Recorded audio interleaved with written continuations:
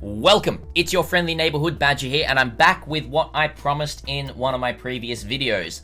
Unique farming through Archnemesis. Now, I know that there's a lot of really good, efficient farming strategies for Archnemesis that are coming out of the woodworks at the moment, and honestly, those ones that take just a few parts and a few recipes are the best in my experimentation so far. You know, Grimrose, Scarab Currency one, which is really good, and there's a few others around.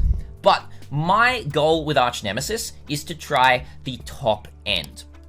Now, this experiment could actually go on a little bit longer with uniques, but it's at a point where I can do a video and talk about it effectively enough. Now, the unique farming was actually done, I did a couple of different ways. I did 3 full recipes. The first 2 were with a combination of, let's see if I can find it up right here. They're a combination with Brine King touched, Kitava touched, not this one here. So, Brine King, Abberath, Kitava, and Shakari is what I did for the first 2. Now, what that is first of all, you put Shakari, which turns all of the rewards into unique. Secondly, you do Kitava touched, which makes all of the rewards doubled. And then at the end, you turn, you give a reroll of 6 and taking the highest, and then a reroll of 4 taking the highest of Brine King and Abberath. So what that means, by the end of it, you are dropping, the last one is dropping 16 uniques, and all of those uniques are getting rerolled 10 times on the internal system and giving you the highest tier. Now, uniques in Path of Exile work really strangely because there are a lot of uniques that are potentially tier 1 or even tier 0 that are actually really bad and go for 1 chaos because they're never used. Obviously, what you're chasing here is big ticket items like your Headhunter and your Mageblood. Now, unfortunately, to spoil what's coming up, I did not get any Headhunters or Magebloods from these 3. However, there is a potential that you can farm this and get those. Do I recommend doing it? No. This took me over like 15 hours all up to do these 3 recipes to find all the parts for it, which is, it's just not recommended at all. But you can see here, this is my stash. Now, right before I go into all of this, here's a little bit of a compilation of all of the loot dropping. Come on, baby.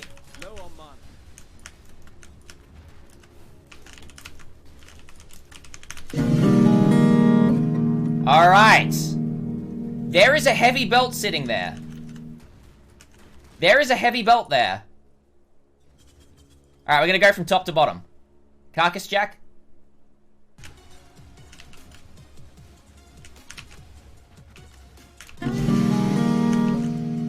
Okay. Soul Taker. Seems like it's doing something. Come on, buddy. Alright. It doesn't look super impressive, does it? Energy from within.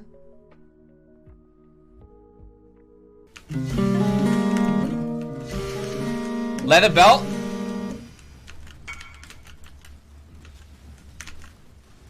And heavy belt. And leather belt. Okay. And we're back to talk about the uniques. So, these are all of the uniques that dropped. Actually, these are probably only about 60% of the uniques that dropped.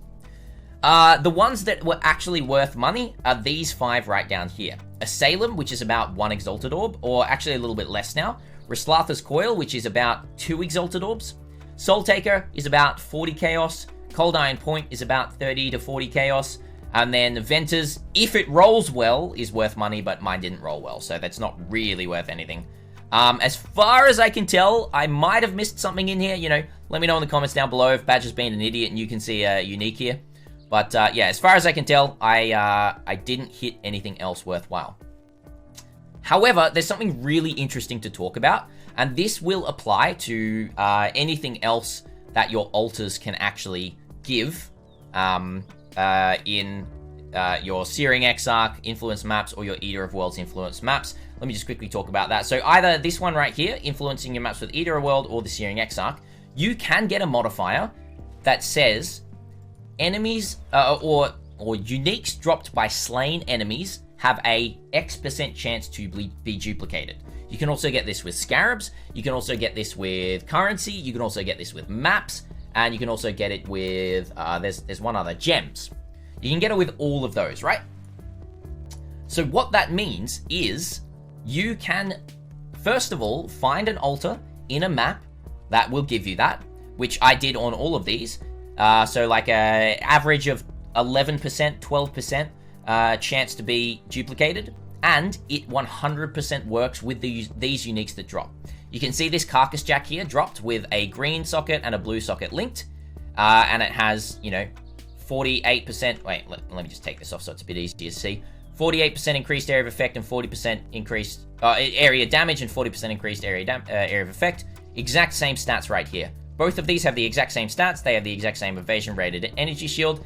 Same with these Nocturnal Caress. Exactly same stats. And these ones, right? Oh, actually, no, these ones were duplicated. Don't talk about these two. That's just an amulet. But yeah, these ones right here. And there's a lot of other duplicates amongst all of these here as well that have the exact same stats. So I can confirm that it works. It also works with currency. It also works with scarabs. I might do a video on the side specifically about that, because if you're farming this, that's very important to basically, it's a more multiplier on your uniques. And potentially, if this dropped, you know, if this dropped a headhunter, it would have a 12% chance to duplicate the headhunter. So always try, if you're doing this kind of technique, always try to run that. Now, that's basically all I really have to say. I'm going to be doing a lot more experiments. I think I might do a little bit more uniques, and then we'll move on to something like divination cards. We might move on to like fully juiced scarabs, or maybe even gems. Do the ones that potentially are not very worth it. We could just go all the way ham into those and see what they actually drop. But yeah, that's all I have to say. Thank you so much for watching, everyone. If you enjoy the content, remember to hit sub down below. I'm streaming like 14 to 16 hours a day at the moment, so come watch me live on Twitch, twitch.tv/thisisbadger. See you there. And until next time, ouch, I just hit myself in the head. Badger, out.